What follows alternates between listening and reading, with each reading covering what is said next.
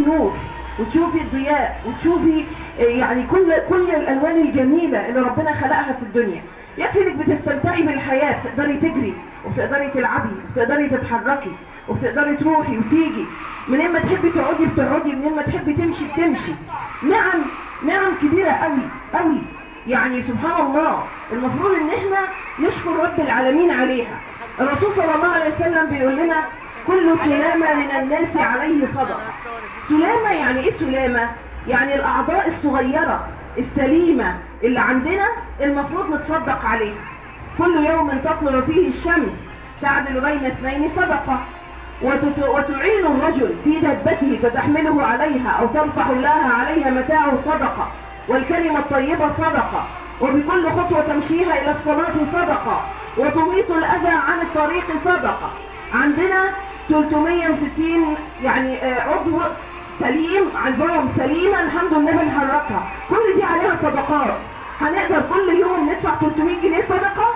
لا، عندنا يعني باب عظيم للصدقات، كلمه طيبه، يعني السلام، رد السلام، تبسمك في وجه اخيك صدقه، نعدل ونصلح بين الناس صدقه، ننشر علم نافع صدقه. مجال الصدقات واسع. المهم ان احنا نشكر ربنا سبحانه وتعالى على النعم ده، ونقدر الناس اللي حرموا من هذه النعم.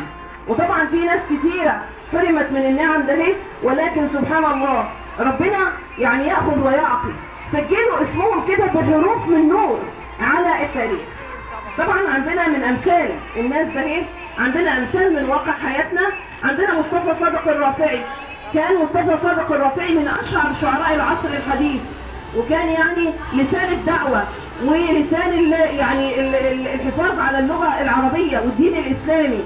وكان ليه كتب اسمها من ضمن كتبه اعجاز اللغه العربيه واعجاز القران الكريم. وكان الراجل ده اصم، ما كانش بيسمع، ولكن كان بينافح كده عن كتاب ربنا بكل ما اوتي من قوه. عندنا برضو امثله كتيره جدا في حياتنا او يعني نعرفها. خدتوا قبل كده حد اسمه لويس برايل، فاكرينه؟ اكيد فاكرين. عمل بقى انفنت برايل، اللي هو عمل اللي هي الكتابه البسيطه بتاعت العميان ده، اللي هي الكتابه المنقوطه او المسكوبه في الورق المقوى او في الورق العريض ده. سبحان الله، نعم برضو ربنا اداها لنا، المفروض نشكر ربنا عليها ونقدر الناس ده ونحترمهم ونبص لهم ان هم بيتحدوا اعاقتهم، ونحاول ان احنا نساعدهم بكل ما اوتينا من قوه، وناخدهم نموذج على فكره ومثل لينا. احنا عندنا يعني الصحه والقوه والعافيه ومعافين وسلام، لكن للاسف ما بنأديش ما علينا، يعني ما بنقدرش نعمل اللي هم بيعملوه. طب هم يعني ربنا سبحانه وتعالى ما منش عليهم بكل النعم دي، لكن بالرغم من كده عندهم همم عظيمه وعندهم نفسيه عاليه جدا وقويه. كفايه الدكتور طه حسين اللي حصل على 7 دكتوراه، كفايه يعني. كده نبذه ان احنا المفروض كده نشكر ربنا على النعم، نضاعف جهودنا، ناخد الناس دي مثل وقدوه لينا عشان نقتدي بيهم، بالرغم ان هم يعني حرموا النعم اللي ربنا سبحانه وتعالى اداها لنا. سبحانك اللهم وبحمدك، اشهد ان لا اله الا انت، استغفرك واتوب اليك.